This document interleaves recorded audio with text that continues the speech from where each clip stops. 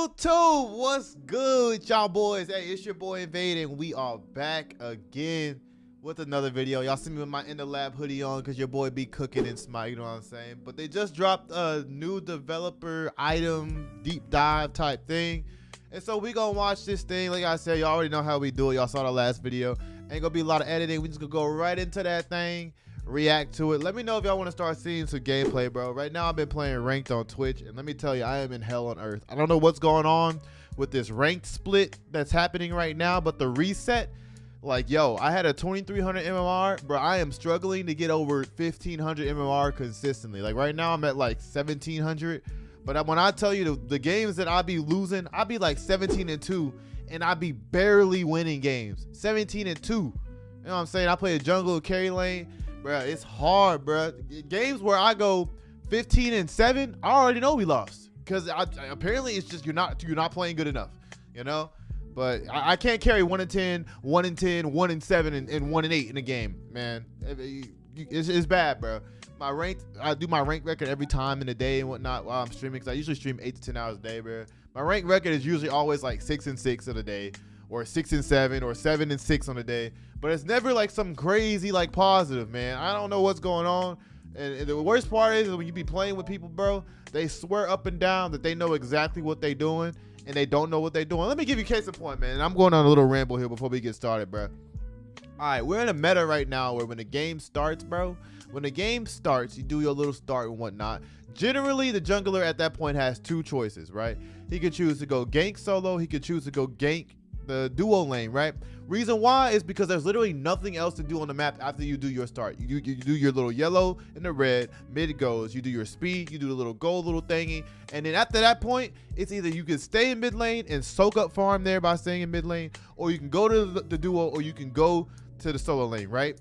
When I tell you the amount of times that people die within 45 seconds in a game, it is insane. And you want to know why that happens? You know why that happens? It's because nobody buys wards. I was playing with a bro. Bro said, I said, bro, make sure you get, I think it was, what was it? I think it was three pots. I said, get 3 pots and a ward. I think for the duo, I think it was it. Yeah, for carry. 3 pots and a ward. You might be able to do 4, but I'm pretty sure it's three pots and a ward. He was like, why would I buy a ward? I said, because you gonna get ganked off rip, because that's what junglers do now. It's like, nah, bruh. Guess what? He died within the first 45 seconds. What's crazier is I'm seeing my supports buy 3 green pots and 2 multi pots to start, when you could just buy, I think it's 5? It's either 5 or 4 green pots and then 2 wards, and then you let your carry get the 4 green pots. But I'm literally, when I'm playing carry, I'm having to go 3 green pots and then 1 ward, and then I'm placing that. The support's not doing nothing. It's just all over the place. In the jungle, if I'm playing in the jungle, every lane is losing unless I'm going off, and even when I'm going off, we're still losing games. And God forbid you go off and you go to a late game scenario. I'm talking like 35-40 minutes, man. You go there, at that point, it's a toss-up. I mean, it's a straight toss-up, because you don't know what you're going to get. You don't know if you're going to get your team that actually knows how to win a fight, because at that point, it's whoever wins that fight wins the game. You ain't got to get EFG no more. You ain't got to get none of that. Whoever, you got 60-second spawn timing. So whoever wins that fight wins the game. And if people don't know positioning, if people don't know how to put themselves in a position to be able to actually make their abilities work, or they waste their ults off rip, or understanding how to do tower defense and the Phoenix and all that, it's bad, bro. One more quick thing before we get started. I know I'm rambling on, man. One more thing, bro. Playing in carry lane. I'm playing as a Hachi man, bro. I'm 9-2 in the lane. I'm 9-2 in this game. I am front. I'm in there. Bang, bang, bang, bang, bang, bang. I'm just banking everybody. Bang, bang, crit here, crit here, crit here, crit here. Bang, bang. I'm just banking. I'm just banging everybody, right? Going crazy, right? You get to the game's 40 minutes on. We got Thanatos. You guys know Thanatos is broken right now in this meta. He is very, very good. He is a very, very, very good. My fault. I started this early. My fault. He's a very, very, very, very, very good jungler right now. Top tier. All right. Must ban almost, right? He's that good. Bro, we are in a tower defense moment, Phoenix defense moment, right? Because we had a fight. The fight didn't go well. Everybody pretty much died except me. But anyway, that's neither here or there. My Thanatos and everybody spawns back. They're sitting right in front of my Phoenix. I tell them, yo, don't waste none of y'all stuff. Let them use their stuff first, because they're probably going to blink. They're going to ult. They're going to do something like that. Let them use all their abilities, their big abilities now. And then once they use their abilities and they commit, then let's go crazy. My Thanatos, we had this game. They had a Loki too. The Loki was playing awful, but you know, once Loki gets to late game, at that point he one taps pretty much any squishy if you're not where you need to be. What should happen is if Loki attacks, he should get blown up for doing it, especially late game. This mother trucker said, I'm going to get my ult. So you hear Thanatos' ult, flies up. There's 5 people staring at this Thanatos while he's flying. I mean, dude is doing a dance in the air. He like this, back and forth, just looking back and forth. Everybody's looking at Thanatos. We looking at Thanatos. He looking at Thanatos. They looking at Thanatos. We all just sitting like this watching. I'm thinking to myself, in the stream, there is no way bro is about to dive on anybody in here, right? This mother trucker, mind you, everyone has tier 3 relics. So at this point, everyone, I mean everyone, is got relics up, bro. So what's he do? Lands on Loki. Loki gets hit, then pops his Aegis to mitigate the scythe. What happens to Thanatos? He gets blown up. This then happens that they walk down in the game, because you know we're not winning the fight after that. Walk down in the game, GG.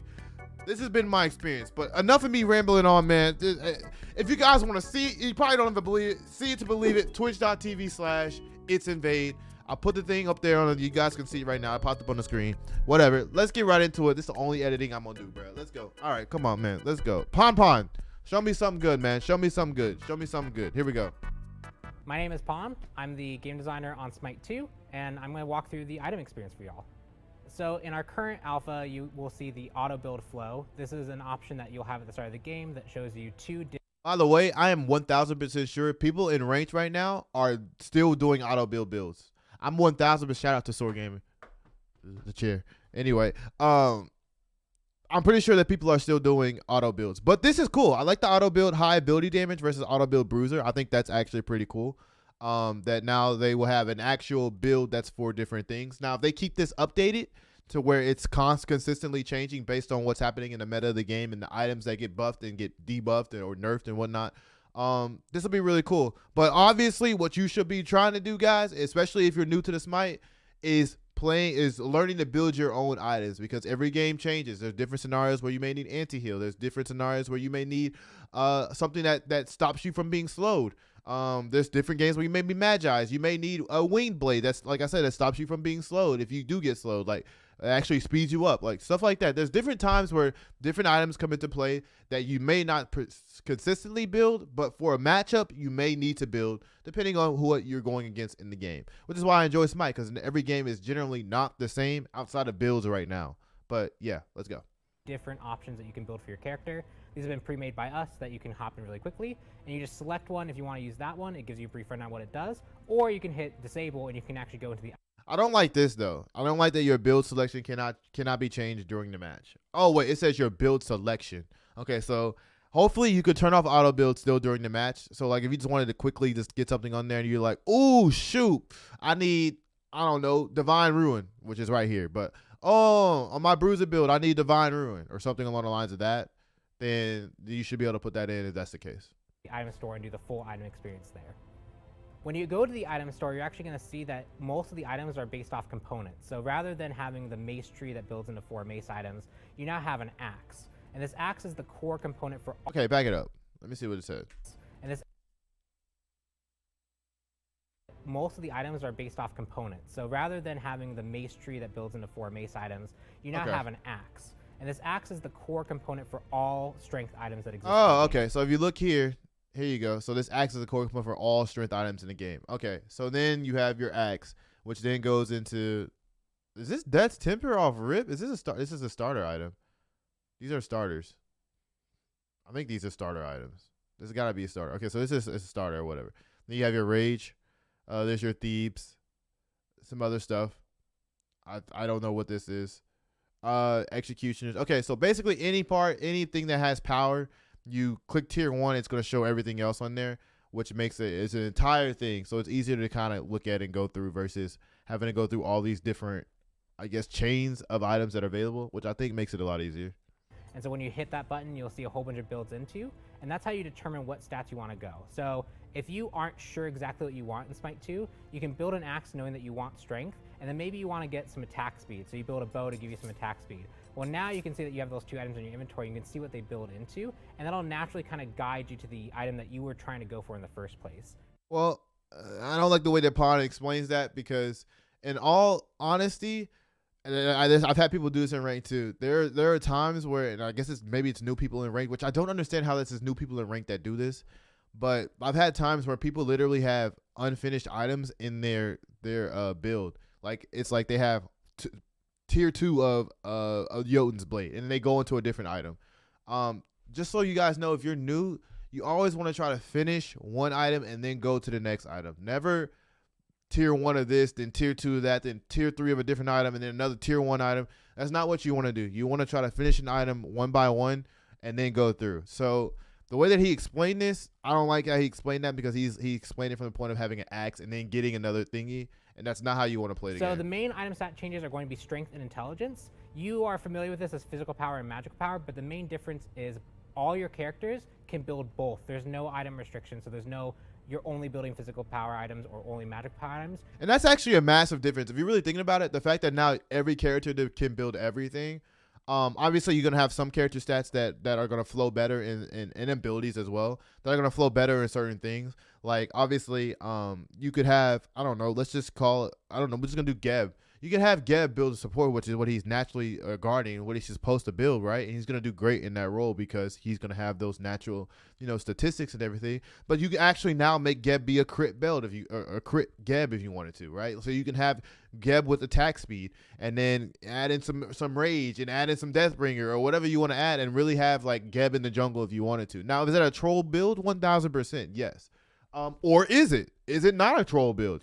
Maybe you go in and you immediately ult with Geb and you stun them, and then as they're stunned and whatnot, you crit them for 1,000. I don't know if that's really gonna happen, But the fact that everybody can use everything now does allow for every character to be played differently, and it does reinvigorate the game, and it does cause now other people to be used in different roles more so than they ever have before. And I think that in itself is going to make the game be a very, very vastly different played game already, just allowing everybody to put everything on. You can build all strength and intelligence items. There's a few other minor changes, like lifesteal is now a global this game stat is that beautiful. affects everything, as well as CDR is now CDR again, but it's not a percentage. It actually modifies your cooldown exponentially as it gets higher and higher. Relics aren't a thing in Smite 2. Okay, so he said CDR is actually a thing, and it actually modifies your cooldown as it gets higher and higher. So is there not a CDR cap anymore? Actually modifies your cooldown now CDR again, but it's not a percentage. It actually modifies your cooldown exponentially as it gets higher and higher. Okay. Relics aren't a thing in Smite 2 anymore. Instead, you start with Purification Bees as a default choice, as well as a ward active that you can use. And I think this is really cool, that they automatically give you beads off rip. And I think that's a great change. The reason why obviously you could get beads off rip anyway, but I think automatically forcing people to start with beads is really cool, and then it forces you to get a ward too. And I think that changes the game too, because it doesn't cost you money, number one, to get a ward. And then number two, automatically starting off with beads changes how people are going to play off rip in lanes now, because now you got to be a little bit more safer in your duo. You can't be as aggressive because you don't have a shell that's coming if you're about to die. Hopefully what this should do is allow for people to stick around and the games go a little bit longer. And without people dying. Don't get me wrong, stomps and stuff are cool, but there's nothing like playing a game in Smite where you guys are going like, it's like a teeter-totter, you're going back and forth. Those are the most fun games to play, rather you lose or rather you win. So from that aspect, I really enjoy this, and I think he's about to go into the part where he talks about how relics are now into items. I think that's going to be really, really crazy. Because there's more to look at in the game now. So just to give you an idea of it, let's say Executioners has like something that pops up that you can press a button on controller. I play on controller, so let's say you press, I don't know, LB or something at this. That's a skill because I use Savage. So let's say you use a D-pad and press something on a D-pad, and it activates Executioner's not relic, but like extra ability. It was, I don't know, gives you like an extra 10% attack speed or something. Like having those in your kits is similar to League of Legends, but having those in your back of your mind, like, oh, I can activate this, or this this item that I have gives me blink. I can activate this, and having like maybe, I don't know, 2 or 3 of those in your build, or maybe 2 of those in your build, is actually like a pretty cool distinction of having in a game that changes it a lot. So from that aspect, I'm actually like, I'm really excited, honestly, from To that. replace relics, we're actually bringing in actives as a choice. Yeah, so actives. you have 6 item slots, and all 6 of those items could be active items. They actually have keybinds dedicated to them. Okay, so let's back up real quick. He just did one real quick. He just showed one. Hold on. You have 6 item slots, and all 6 of those items could be active items. All right. So blinking amulet. So it gives you 200 max health, and it gives you 10% cooldown rate and 7% movement speed. Okay, but this allows you to instantly teleport. So this is your blinking amulet, right? It's $23.75 to get, but you can have a blink in your kit, which you get every 180 seconds. This is probably an item that's going to be used a lot on somebody like a Pele, or somebody like a Bakasura, or you know the people that I could go on and on and on about guys you can use, you know, Thanatos, all these guys you can use that have blinking, but this is probably going to be a staple thing that you use, or it may not be. Now it adds in cooldown rate as well, but it may not be, depending on, you know, what's going on in your build. But like he said, you can have 6 different actives, or 6 different build or items in your entire build down here at the bottom that has actives. So you can essentially have, like, you know, blink and shell and what the freak is all the other ones? God dang, Aegis and whatever all the other ones are. You guys get what I'm saying. You can have all that in your kit at one. Probably be a horrible build, but you can have all of that in your one. Items. They actually have keybinds dedicated to them, so you can use them whenever you want. Yeah, like this is what I was talking about. Like the Bloodforge one. Keybinds. Gain 10% health, plus 100% physical power, and a shield for 5 seconds. Cooldown is 90 seconds. So this is not even. It's an active now. You know, Bloodforge now is basically you get a kill and you get a shield, and you gain, like, I think you no, you just get a shield after you get Bloodforge. But it gives you 40 strength and lifesteal, right? Now they're saying in this situation, excuse me, you can literally, you're getting ready to get into a fight, it's getting a little hairy, I can activate Bloodforge Blade. It's almost like a little mini shell that you get. Which is pretty cool. And the cooldown is 90 seconds. So that's pretty cool. Dedicated to them. You got another one, Dagger Frenzy. 35 strength, 15% attack speed, gain plus 60 basic attack power, and plus 40% attack speed for 5 seconds. That's a lot of attack speed, and that's a lot of basic attack power to get. You throw that on Mercury, when he already got his crit stuff, that brother's punching pretty hard, bro. I ain't gonna lie. So this is pretty cool. Whenever you want. So you can think of this as a way to activate your passive effects without having to have it be some conditional trigger. There's a lot of different active effects that you can bring to your team, such as there's... Okay, so you see here, it shows your actives at the bottom, right? So, oh, you guys can't see it. Maybe if I go in, okay, let me let this move, let it go away. Once it goes away, you guys will see at the bottom, it has a Q, E, and R. If it goes away, if you guys can't see it, then I apologize. But there's the bottom, it has a Q, E, and R. Those buttons are going to be the buttons that you press to activate your actives. Now, how they pull this off on Xbox, I have no, or on controller, I have no idea, because there's only so many buttons that are available. And if you look at the Savage controls right now, they're already doing like D-pad to the right and like A to like activate stuff, to pop like wards, or to pop like a green pot or something along the lines of that. So what buttons they figure out and how they get that taken care of to where it flows seamlessly, I'm going to leave that up to them. But having that as an ability is pretty cool. There's a mushroom that you can place on the ground that heals your whole team. There's an item that knocks people away. And there's even one that actually stasises the whole team, friendly and enemy, that actually can really shift a team fight. So these are really, really powerful effects. Oh, this is crazy. That one stuns enemies and the other thing? Them such that and your teammates? They aren't super stat efficient. So if you want to go a more passive route, or if you want to go a more stat stick route, you want to focus on just making your character as strong as possible, you can still go those item builds. The choice is yours there. And that lets you choose kind of your own level of active usage that you want to be using. So we're not expecting everyone to have super high APM and execute a whole bunch of keybinds to be successful in Smite 2, but there are extra tools available for you if you want to engage in that place. Okay, so basically what they're saying is, instead of, yeah, you have 6, but the ability of, the practicality, that's the word I'm looking for. The practicality of you actually having 6 of those in your item slots is slim to none. While you can do that, and slim to none. So they're saying at the most you probably might have 2, but as a jungler you're probably gonna have simply your same ones, your beads and your Aegis, or your beads and your blink. and you may still get Aegis, but generally you're probably gonna just do your beads and your blink, and go from there. So it won't be as bad as what it seems like it might be on Xbox. The other thing that they could do is they might just have to do paddles, and if they do paddles, then paddles might make it a little bit easier, but I don't know. Wow. In Smite 2, the item store really has two main goals. We want to make it easy for you to find the items that you want by building the kind of intuitive way that you might expect to. You want strength, you start building strength, and at the end of that, you'll have an item that actually does what you wanted it to do. Can we just take a moment to just say how good this game looks? And I'm sorry that I keep pausing, guys, because we're going through it, but literally, bro, it's in alpha. Easy for you to find the items that it's in alpha. This right here, look, I know y'all probably like, yo, Vade, calm your titties, and I get it. But y'all gotta understand, I've been playing the Smite that we know of. It runs on Flash UI. Flash is not even anything that people use to develop anymore. Like, they generally don't use that to develop anymore. So the fact that I'm actually seeing a game that I love now being made on Unreal Engine, and it's up to par with everything else that I play, you know, the Tekkens, the Street Fighters, the Fortnites that I used to play, which Fortnite still looks really good. Not that I play that, but just in general, like that now that it's up to par graphically, like I play on a 1080p, 240 hertz monitor.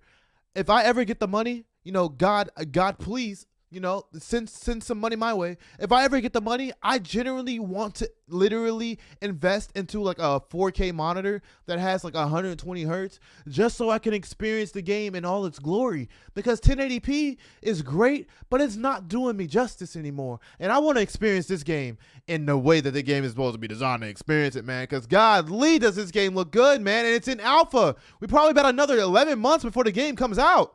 What is it? What are we at? What are we at right now? I'm in 21-minute video, dude. We're at like literally, what are we at? We are at February. This game is probably not coming out till like late November, December. Building the kind of intuitive way that you might expect to. You want strength. You start. I would be pleasantly surprised if it came out earlier. Have an item that actually does what you wanted it to do. Outside of that, we also want to make sure that characters have the way of showing their depth of different play styles and giving a lot of control to the player about how they want to build that character through both whether they choose strength, whether they choose int, whether they choose hybrid. That brother just got destroyed. Stats versus defensive stats, or if they want to go. Let me go back and watch that one more time. Through control to the player about how they want to build that character through both whether they choose strength. All right, I know this is just a video, right? And I know this guy's name is Clumsy Death, but in what world is Anubis ever sitting?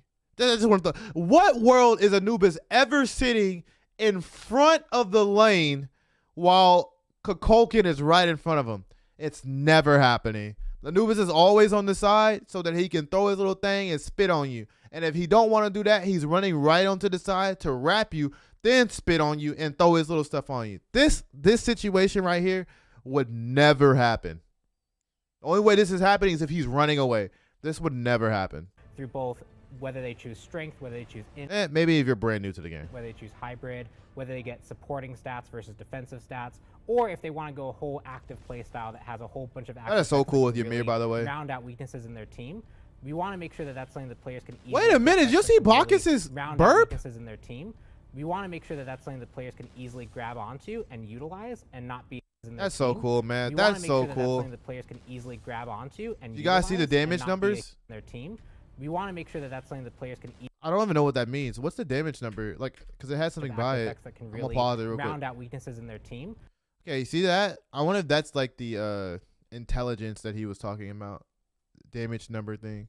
Because when he hits him, that's orange. So I don't know what that means. Something that players can easily grab onto and utilize and not be. But each one of those means different. Because when he started swinging, that showed basic attack. It was white. Huge burden to go into that playstyle, but also if that's not what you want to go for, want to give that customization so you can choose that own level of kind of active choice. Items have also that strength and intelligence, so they're not split anymore between physical power and magical power, and a lot of our characters leverage that. So Chalk is a great example of a character who, if you want to get in there, swing your axe and do a whole bunch of damage, largely strength is going to play to your playstyle, and you could probably build a strength build that's very similar to Smite 1. But we've also given him intelligence scaling, so things like the protections he gains on this 2 and the rain cloud healing of his 3. Those are actually now augmented by intelligence. So if you want to play this more, he healed a lot right there. Holy! Like what did he start at? He gains on this 2, 800 health, and he healed all the way to. Those are actually now augmented by intelligence. So if you want to play this more, He healed 1,000 health in 7 seconds. Oh, Chalk is annoying again. Really hard to kill Chalk. You can go more intelligence focused, and there's hybrid items there to support that playstyle that specifically give both strength and intelligence that are really good on him. But yeah, we can't wait for you guys to get your hands on it. We have our alpha coming out soon. It's going to be so cool to have you guys in there. God, please let me be a part of this Definitely alpha. give us feedback on it. You guys need me to be a part of this alpha, Hi-Rez. You guys need me. All right. So I'm gonna keep it 100, man. This made perfect sense to me. I enjoyed it. I'm sorry that I rambled on earlier, man, but this is what the videos are gonna be like for me going on. You guys can tell. I don't know if you guys can tell. I am so much more passionate about Smite than I am ever have been about 2K. And hopefully, man, we can start to just grow on this platform and start to grow on Twitch and other platforms as well. While we're playing it, man. Like I said, you guys can find me on twitch.tv/it'sinvade. And I don't know if you guys want to watch me on, if you want me to stream on YouTube or not. Y'all just let me know. Or if y'all want me to start posting games on here, or the only reason I don't post games on here literally is just because I feel like we kind of seen it all right now in Smite. But if you guys want to see my process of going from gold to, I've been a Masters before, so trying to get back to Masters. And you guys want me to, start posting games on there and showing that, just let me know in the comments, bro. I'll record some games and hopefully try to get you guys some good gameplay. They might be really good gameplay where I go off, and it might be some of those where there's really close games too.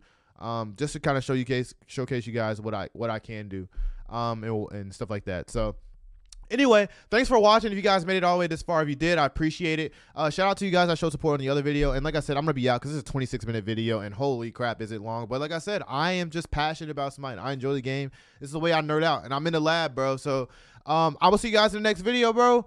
And y'all have a great rest of y'all night, man. I'm off. Peace.